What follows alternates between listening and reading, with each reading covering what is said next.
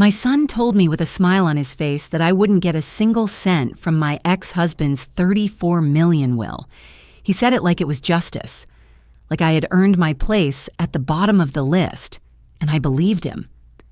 I sat there in the back of the lawyer's office while he grinned, already dreaming of his empire.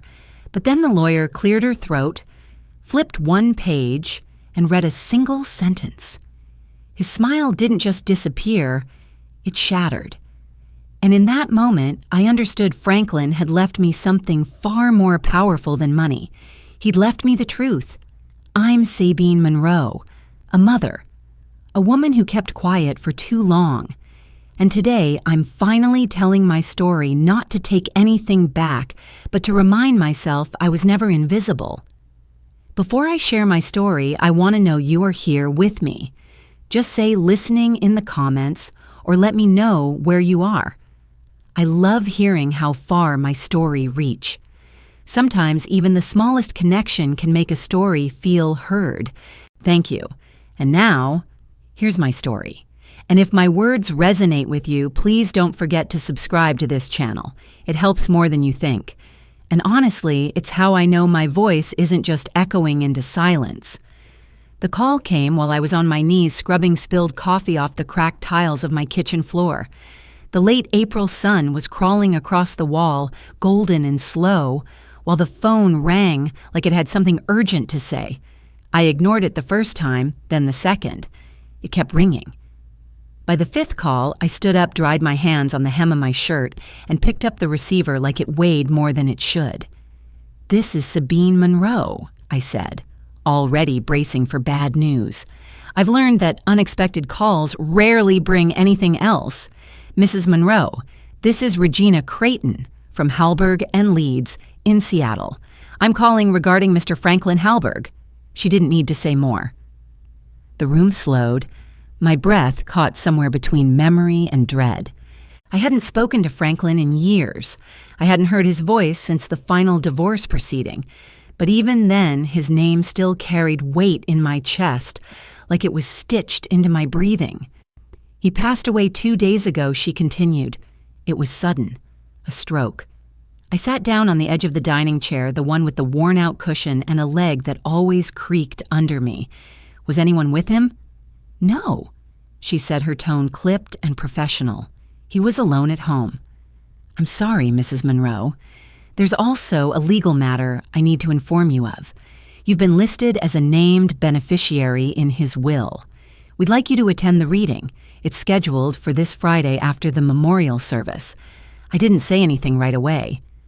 My fingers gripped the edge of the table. For a moment, I could hear the past rushing toward me. The sound of Franklin typing late at night, the way he used to say my name when he was tired, the arguments that ended in slammed doors. All of it came back with no warning. "I'll be there," I said quietly. After I hung up, I called my son. I suppose I should have known better. "Callan." I tried to keep my voice steady. "I heard about your father." There was silence on the other end, then his voice cold as glass. "What do you want? I'm flying in for the service." The lawyer called me. "Apparently I'm named in the will," he laughed. "It wasn't joyful. You think there's something for you, Mom, please? You were erased from his life a long time ago. Don't embarrass yourself. I'm not expecting anything I said. I just want to be there." His reply cut through me clean. "You don't belong there. Don't make this harder than it already is." He hung up. I stood still for a while, listening to the click of the clock above the sink. Then I reached into the bottom drawer of the old buffet and pulled out a card I hadn't touched in years, a birthday card. Franklin had given it to me on my 35th, the last year we were happy. In it, he had written, "You are still the best part of every story I ever tell." I slipped the card into my wallet. Then I packed my bag in silence. The church was carved from old stone and old money. St. Catherine's Episcopal Church stood in the wealthiest corner of Seattle, surrounded by hydrangeas, trimmed like military uniforms, and windows that probably hadn't been opened in decades. Everything about it was polished and distant, just like Franklin's life after me. I arrived early carrying a small bouquet of forget-me-nots, not the kind from a florist. I had picked them myself that morning before leaving Bozeman. They were the first flowers Franklin and I had ever planted together in the small garden behind our first home. Outside the church doors, I hesitated. I could already hear the murmurs from inside, sharp shoes on marble, quiet sniffles, polite condolences. I tightened my grip on the bouquet and stepped inside. I didn't make it far before I saw him. Callan stood near the entrance, tall and tailored, greeting guests like a CEO hosting a press conference. His eyes locked on mine the second I entered. He didn't move, didn't blink. Then he walked over, calm and slow. "Might I ask what you're doing here?" "I came to say goodbye," I said. "To pay my respects." He glanced down at the flowers in my hand like they offended him. "You're the one piece of his life he couldn't erase on paper, but don't think for a second that he wanted you here." "Callan." He leaned in, slightly lowering his voice. "This day isn't about you. Please don't make it one." He turned and walked away before I could respond. I stood alone for a long minute trying to catch my breath. I walked toward the back of the sanctuary and found a spot on the last pew. People glanced at me with recognition, not the warm kind. The kind reserved for family secrets you don't mention out loud. I didn't blame them. I had been gone for a long time. The service began.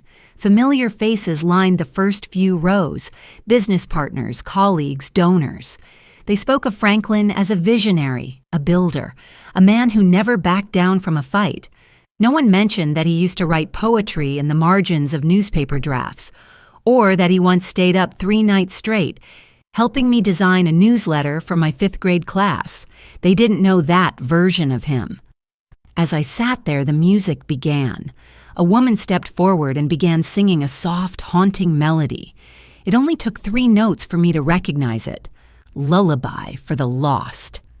My throat tightened. My hand flew to the old notebook I always carried tucked in my bag beneath the pew. I flipped to a page yellowed with time, my handwriting, my lyrics.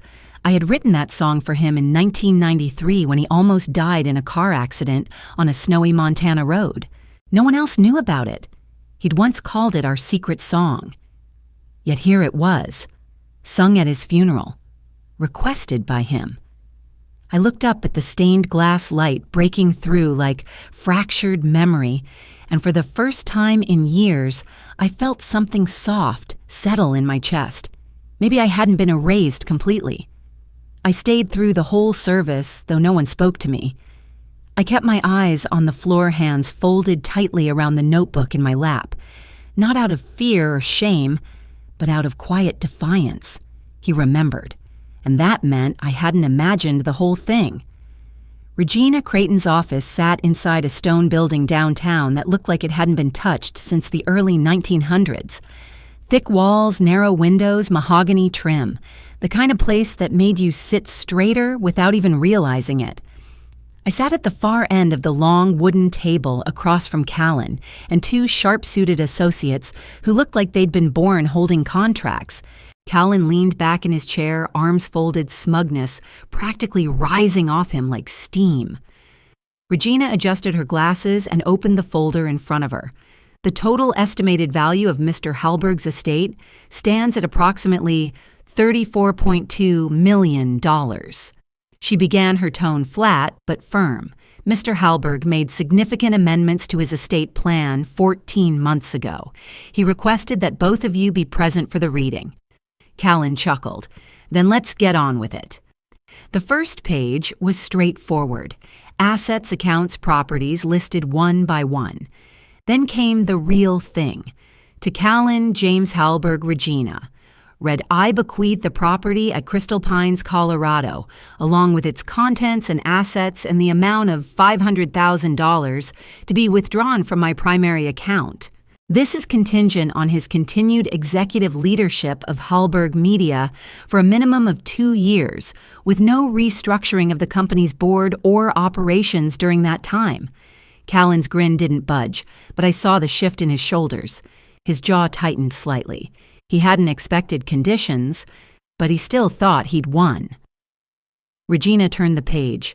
The remainder of my estate, including the sum of $33.5 million, and my controlling interest in Hallberg Media shall pass to Sabine Grace Monroe. The silence hit like a dropped glass. For a moment, no one moved. I heard the whir of the overhead fan and nothing else. Callan stood abruptly. The chair scraped so loudly against the floor, I flinched. "What the hell is this?" he shouted. "What did you do to him? What did you say to him? Did you show up while he was sick and mess with his head? I didn't see him," I said barely above a whisper. "You expect me to believe that after 20 years of silence, he just decides to hand over everything to the woman who left him in the dust?" I didn't answer. My hands were in my lap, fingers lace tight. I didn't have an answer. Callan paced the room like a caged animal, shaking his head. No, there's something wrong here. You manipulated him." Regina cleared her throat. Mr. Hallberg was of sound mind. His mental capacity was evaluated by 2 independent specialists before these documents were finalized. He executed them without coercion. Callan stared at me like he didn't recognize me. Maybe he didn't. Maybe he never had. I didn't know what to say. I hadn't wanted any of this.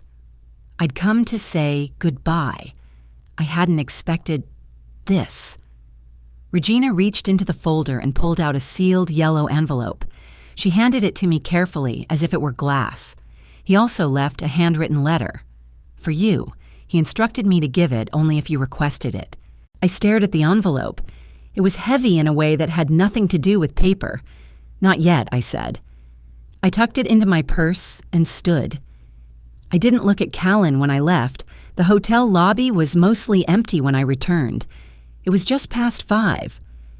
Outside, the sky had turned that late winter blue when the sun's light starts to fade, but refuses to go gently. I was planning to sit by the window with a cup of tea until my shuttle arrived, but he was already waiting.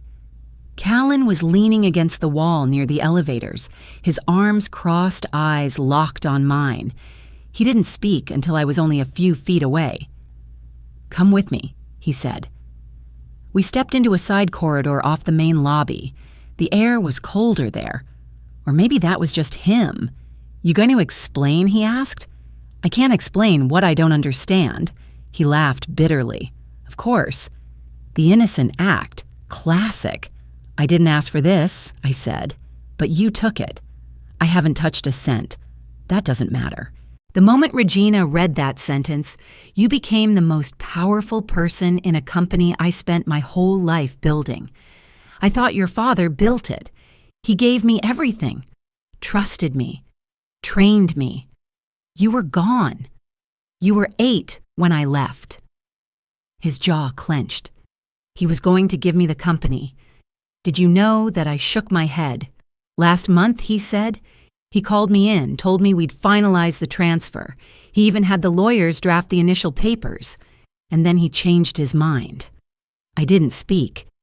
He cried. Callan said, "Quieter now." For the first time in my life, I saw him cry. He said, "There are things I lost that you'll never understand." And then he canceled everything. I felt something shift inside me, a weight that wasn't mine alone anymore. "I think your father didn't leave this to me out of love," I said.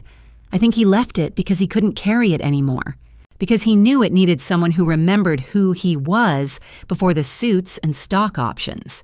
Callan scoffed. "That's romantic."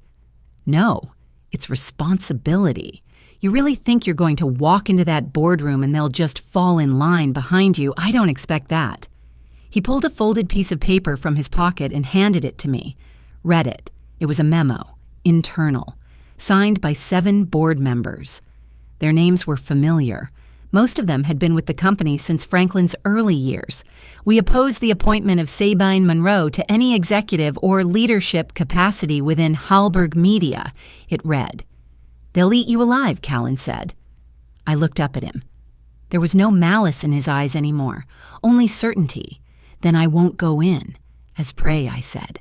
"I'll go in prepared." "Prepared for what?" for a fight I didn't choose, I said, but one I'm not walking away from. He stared at me for a moment longer, then shook his head and walked off without another word. I stood there alone, the memo still in my hand. Something inside me had changed.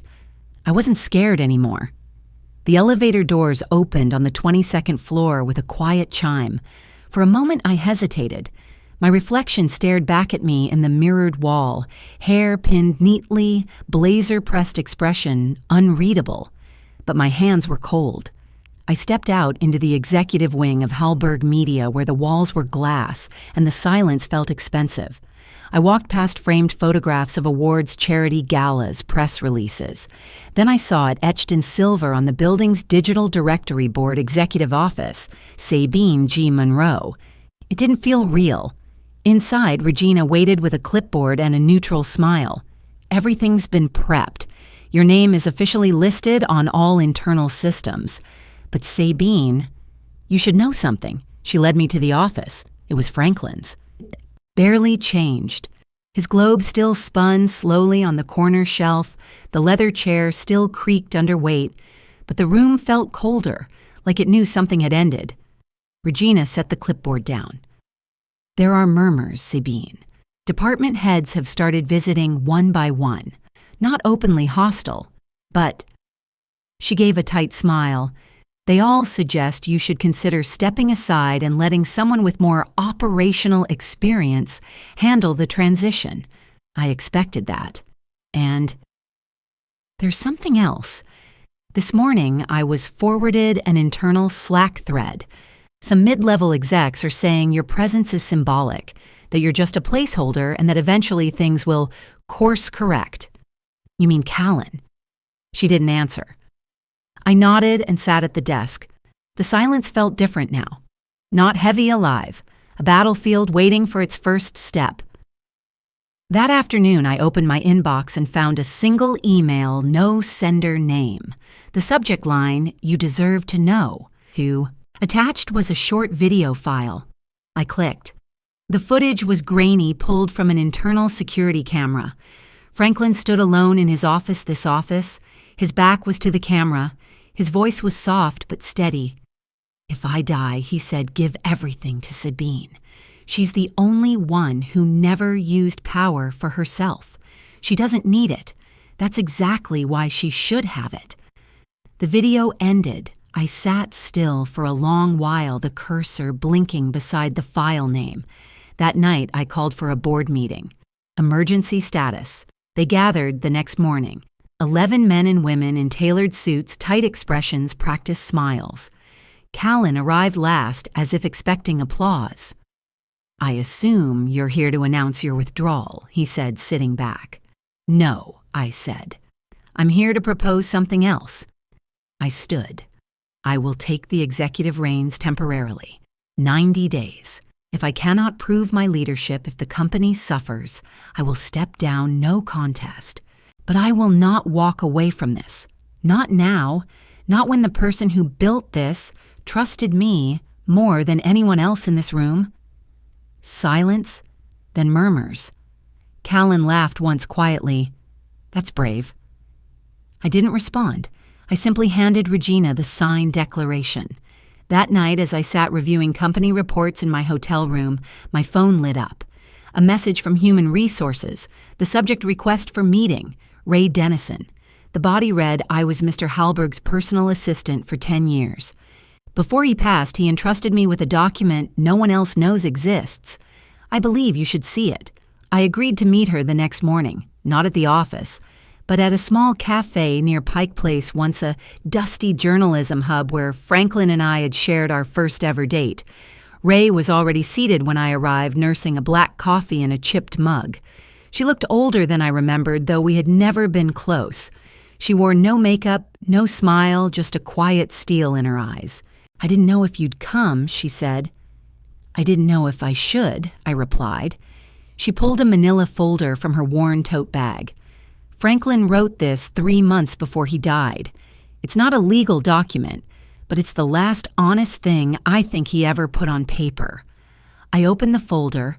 Inside was a single sheet written in Franklin's unmistakable scrawl. No legal jargon. Just a heading in the event Sabine declines. It read, "If Sabine refuses what I leave behind, then give everything to Ray Dennison. She's the only one who ever saw me cry and didn't look away." I stared at the words for a long time. "He cried a lot toward the end," Ray said softly. "He was exhausted, Sabine. He wasn't just sick in the body. He was tired in his soul." "Did anyone else know?" She hesitated. "Callan did." I looked up sharply. He knew his father was in treatment for clinical depression. 2 years of medication therapy. There were days Franklin couldn't even get out of bed. And during one of those times, Callan showed up with a pre-signed contract trying to push the transfer of company control. I felt the nausea rise. And Franklin signed, he didn't. He tore it in half. I left the cafe in a fog, but it didn't last long. That afternoon, I met with Arthur Blaine Franklin's former legal counsel, the one who had stepped away a year before Regina took over. He welcomed me into his small office on the edge of downtown, eyes cautious. "I know why you're here," he said before I even sat. "Franklin came to me before anyone else, told me he wanted to leave everything to you." "Why me?" I asked. We hadn't spoken in years. Arthur tapped his pen on the desk. "Because he believed you had something he and Callan both lost. Moral weight. A spine that doesn't bend for profit. He said the company was slipping, that it had no center anymore." I nodded slowly. He said that Arthur looked up. He said it with regret. Back at the hotel, I opened a file Franklin had once shared with me during better years, a list of major clients, recurring donors, and pending acquisitions. One line stood out: Veris Media Group, acquisition deal pending Q3 approval. I called Regina. 2 hours later, she confirmed it. Callan had arranged a sale of Hallberg Media to a foreign-owned conglomerate. Terms were drafted, signatures ready. The clause was clear: if no stable leadership was retained for at least 6 months following Franklin's death, the board had the right to override the will and finalize the merger. It was already in motion. The next day, I called a full staff meeting, senior and mid-level. No suits, no titles, just people. "I'm not here because I need power," I said, standing before them without notes. "I'm not here to prove I'm smarter or more capable than any of you. I'm here because someone I once loved believed this company still had a soul. And I believe that too." They didn't clap, but they didn't walk out either. That was enough for now. That evening, just before midnight, Regina called. Her voice was strained. "Sabine, we've received notice. Callan has filed a formal complaint. He's alleging that you exerted psychological influence over Franklin, causing him to alter his will under distress." I didn't say anything. "I'm afraid, Sabine," she continued, "this is going to court." I stood at the window of my suite, looking out over Seattle's skyline. Neon steel and shadow. I had nothing but memories and a pen-scratched letter in my purse. And now I was being asked to prove I had never tried to take anything, only that I was trying finally to protect something. I stared at the email again. It wasn't the words that shook me. It was how unsurprised I felt reading them. Callan Hallberg has officially filed suit against Sabine G. Monroe, alleging manipulation and undue influence in the drafting of the last will and testament of Franklin Hallberg. Alongside it came a court order. All transferred assets were to be frozen until the matter was resolved. In other words, the $34 million the company, the trust, all held in stasis. Regina called 10 minutes later. "It's official," she said, calm but grave. "They've moved fast. The media will have it by morning. How bad worse than expected. Employees are rattled. Several key contract renewals were pulled this afternoon. Shareholders are asking whether to prepare for a full leadership void. And Callan, he's feeding the press." Not directly, but quotes are starting to circulate.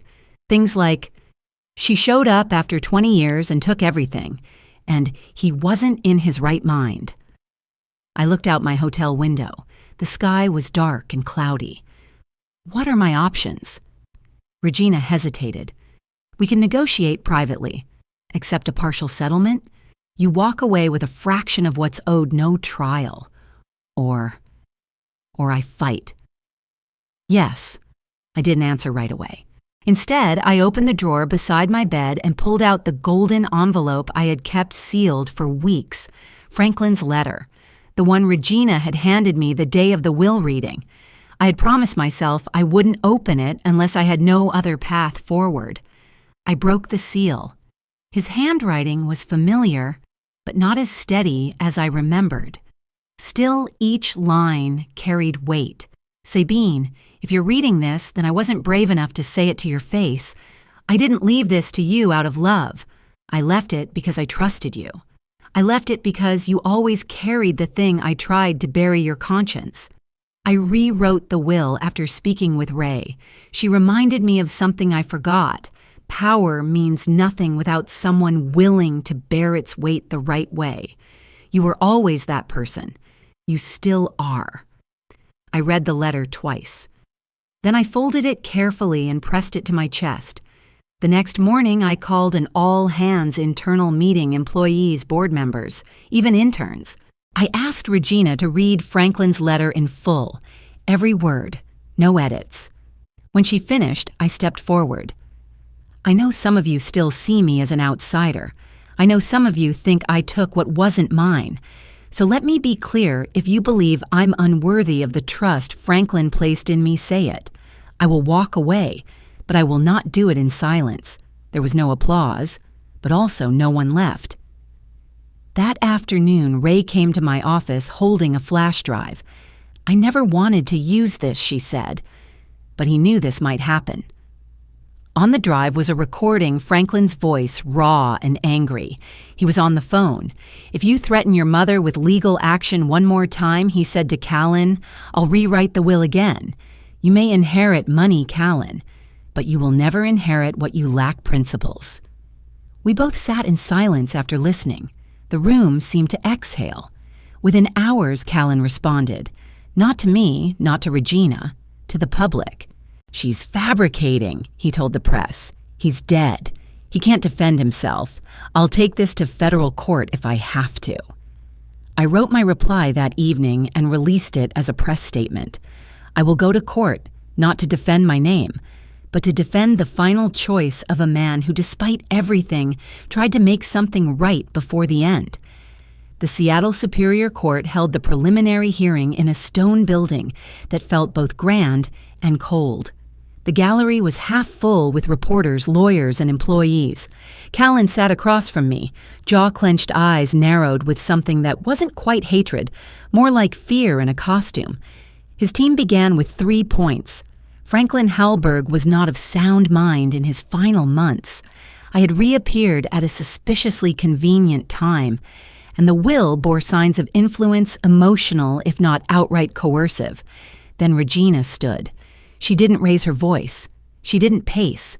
She simply walked the court through Franklin's medical files, specifically his cognitive evaluation, from just 2 weeks before his death, signed by 2 doctors. Cognitively intact, they had written. She showed court footage from Hallberg Media's own security system, Franklin alone walking into the office of a notary public. No one accompanied him. No pressure, no push. She pulled up emails, one from Franklin to his financial advisors. This is the final draft. It reflects my intentions. No changes. The courtroom shifted slightly. Energy moved. Then the door opened and someone unexpected stepped in. Your Honor, Regina said we called Jamie Wyatt to the stand. A rustle of whispers. Jamie had been fired 6 months ago, IT tech low profile. But what he carried changed everything. I backed up the internal server the day I left, he said. It included call recordings automatically saved from conference lines. Regina played one. Callan's voice tired but venomous. I don't care what the old man leaves behind. I only care that Sabine doesn't get a cent. The court fell into a thick silence. By the end of the day, the judge ruled in my favor. The will was valid. There was no evidence of coercion, no proof of misconduct. Callan's claims were dropped. He didn't speak as he left the courtroom, didn't look at me, didn't nod. His shoulders sagged like they were no longer holding ambition, only bitterness. A week later, I met Ray in the executive office. "You should lead," I said. "Well, you knew him better than anyone. He trusted you. So do I. Be the CEO. I'll oversee the foundation." We announced the Halberg Trust the following month. 60% of company profits would go to educational programs, independent journalism, and mental health services. It was a beginning I never saw coming born from an ending no one wanted. Then one evening, back in Bozeman, the buzzer rang. I opened the door to find Callan on the steps soaked in rain. He didn't speak at first, then quietly he said, "If he picked you because you loved him even when he didn't deserve it, I think I understand now." I looked at him for a long time. "Don't understand for me," I said. "Understand for yourself." He nodded, eyes glassy, then turned and walked away. I returned to my desk where a page still blinked on my laptop. A new essay, title "Choosing the Right Thing, Even When It Leaves You Alone." Outside my window, laughter from the community reading center drifted in children's voices, chasing the fading sun. And for the first time in years, I smiled, not because I'd won, but because I no longer needed permission to be who I was meant to be.